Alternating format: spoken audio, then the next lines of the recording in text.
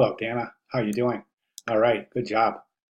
Good submission. Cropping my primary image. I did not crop the appropriate portion of my picture, so I had to manipulate it a bit and make it work. I just want to draw your attention to the crop tool that I demonstrate in the announcement right here. How to create your banner ad from a magazine ad. I'm not sure if you use that technique, but it's a fantastic technique. It allows you to crop to width, height, and resolution, which is really, I mean, when they introduced that crop tool to or added that portion of the crop tool to Photoshop, I know myself and many designers around the globe were like, "Oh my God, is this a great addition to an already great tool?" So again, what it does is it allows you to crop to a specific height, width, and resolution. So you can go right into your image that you use for your background for your magazine ad and crop it to 1280 by 300 at 150 ppi. It's an amazing tool. If you haven't used that, I highly recommend you explore that. And the only reason I ask is because based on this comment here, when it came to cropping my primary image, I did not crop appropriate portion.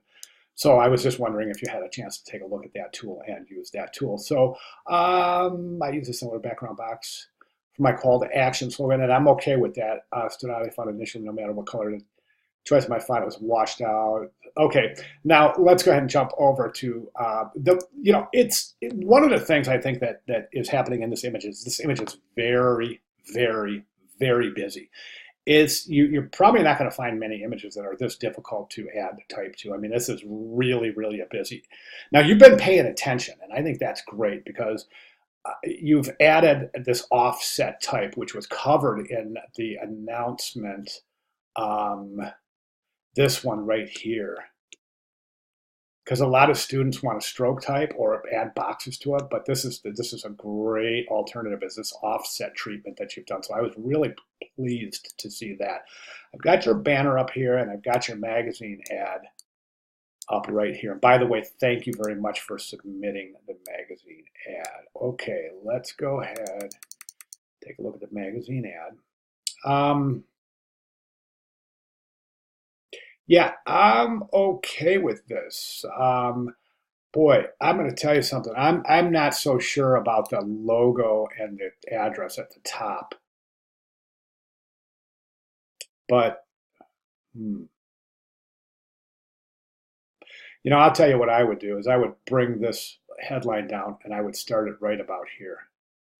Then in one of the corners, I would include the logo, probably the purple logo because it's going to be easiest to see. Then right below that, I would use three lines for the address because right now this is a little bit cumbersome, a little bit of visual tension going on here. That we have the headline right next to the logo, right above the contact information. So you may consider reconfiguring that area a little bit. I don't think you need the offset type here. I really don't. In this headline, I think white will work just fine over that image there. Okay, jump to the banner ad. Banner ad is good. It's good. This works. My only recommendation for this animation here is to you have a beautiful fade. It fades in beautifully. It fades out beautifully. But I would extend the time for the fade and extend the time where it sits visible. So instead of this fade in, fade out, fade in, fade out, I would do this. Fade in, let it stay, fade out, then immediately fade back in, let it stay. Do you see what I'm saying? So that it's not moving quite so rapidly. Not that it's moving rapidly, but it can be slowed down. I think that will enhance the relaxed nature of your client's branding.